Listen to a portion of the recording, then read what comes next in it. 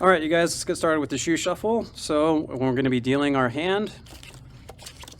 Whenever we come across this cut card, doesn't matter what the color is, whenever we come across this card, we're going to announce last hand or last hand before the shuffle, and we're going to continue our deal. Just basically ignore it. 12. Good. 9. 19. Good. We got 7, 17.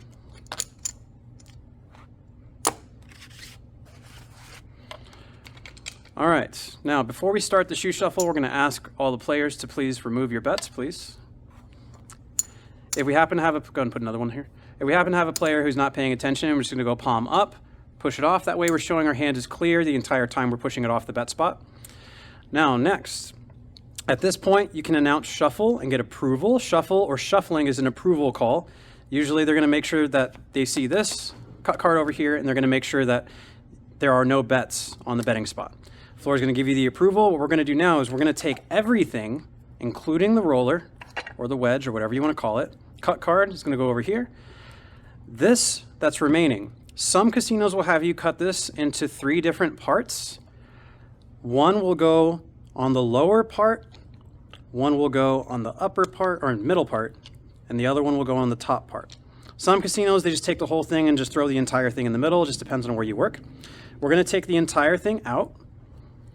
Cut it into 2 equal halves. Doesn't have to be perfect, just get it close. Thanks. We're going to move it across, and at this point, the right hand, or with the right stack, with either a pointer finger or a pinky, it depends on where you work, you're going to do a 180-degree rotation, and that is the only turn in the shoe shuffle. You're not going to turn again, otherwise you're going to negate that turn. So now we're going to grab about this much from each side. Doesn't have to be a lot. We're going to do something called a marry. We're going to put it together, and then we're going to separate. We're going to do riffle, riffle, strip, and when we strip, it has to be a minimum of 3. That was 2, 3, we can do more, but minimum 3, sometimes minimum 4, depends on where you work. And we're going to do another riffle. So riffle, riffle, strip, riffle. We're going to take this and we're going to put it up here, but do not go past the insurance line.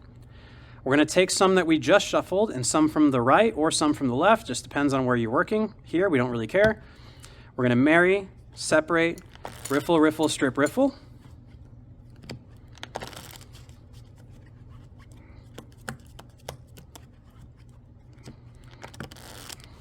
We're going to take this and we're going to put it on top, and we're going to do the same thing, but we're going to grab some that we just shuffled, and this time some from the left. Marry, separate, riffle, riffle, strip, riffle again. And we're just going to constantly just repeat this until everything's been shuffled. So I might just speed up through this next part.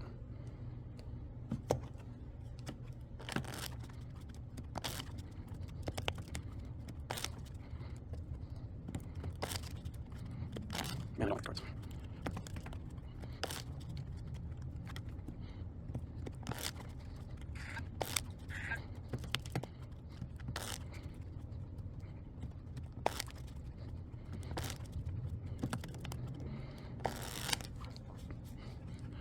All right, after all cards are shuffled, we're going to put it on top.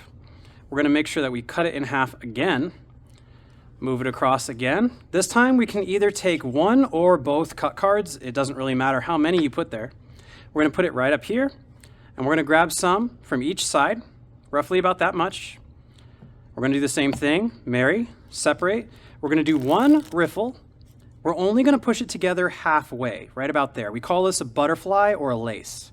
We're going to take this, put it on top of the cut card, and we're going to do the same thing. Grab some from each side, marry, separate, do a nice fine riffle, push it together halfway, put it on top, and we're going to do the same thing for the rest of them. This one shouldn't take too long. Avoiding jacks. Yep, we're going to avoid big chunks of unshuffled cards. All right, let's grab a little bit there. If you guys are doing really big chunks of unshuffled cards, then you need to work on your riffle. Everything should be relatively fine, kind of similar to something like this. Hopefully you guys can see that.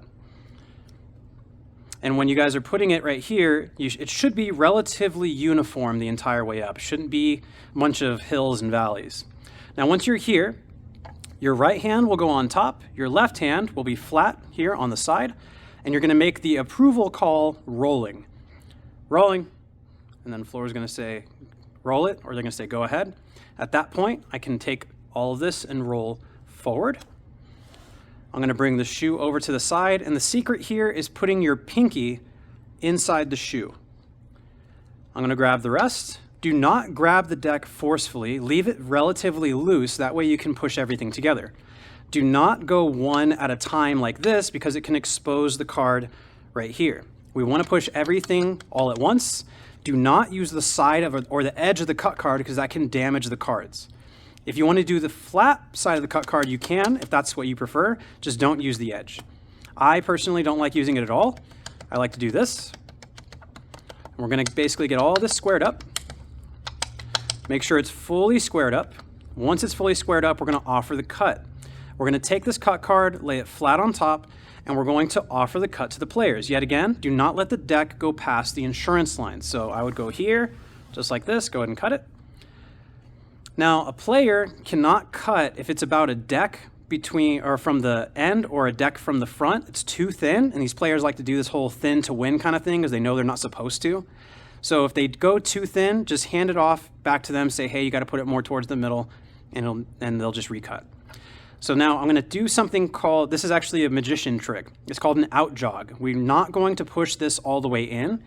We're going to put our thumb right here, and we're going to push forward like that. And then we're going to move this around, and our thumb here will pull this card out, this cut card, and just toss it on the table for now. And then we're going to square everything up.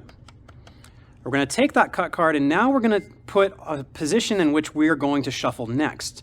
The standard is usually between a deck and a half to 2 decks from the rear. Doesn't have to be perfect, just make sure it's at least a deck. Every casino is going to have a slightly different policy on that. Now, at the casino, these cards are going to be extremely slippery because they're going to be brand new. So I don't expect anyone to really be grabbing it and just doing that. If these cards are worn, they're used, yes, they're going to stick a little bit, but at the casino, that's not going to be the case. So what you're going to do is you're going to tilt forward like this and place your other hand flat underneath so it's 2 hands into the shoe. From there, you're going to take your wedge or your roller, put it in there. And don't forget your burn card, if your casino does it. Your burn card is part of your shuffle procedure. And then you're gonna say, place your bets. And then while they place their bets, we're gonna fix our rack if it needed to be fixed for any reason. And then we're good to continue our deal. So hopefully that made sense to you guys. If you guys have any questions regarding this, go ahead and post it in the comments. I'm gonna respond to anyone who posts a comment or posts a question in the comments. If there's a different video that you guys wanna see us do from this first person's perspective, please let us know, put it in the comments, and we'll try to put it together for you. And I'll see you guys in the next one.